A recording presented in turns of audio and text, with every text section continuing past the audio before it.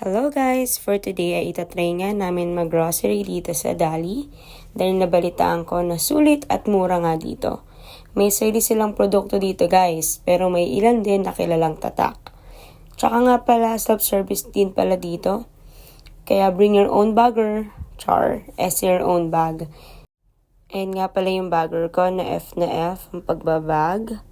At ito nga pala ang aming mga napamili. Tuwan to ang aking baby sa kanyang baka colt. Ayan guys, nakita nyo diba sobrang dami. Alam nyo ba na worth 2,500 lang yan? Kompleto na kami for everyday needs namin. Dito pa ako pinaka natuwa guys. So, ang mumura lang ng mga frozen foods nila. As in. So wait for the next vlog for my feedback. Thank you for watching.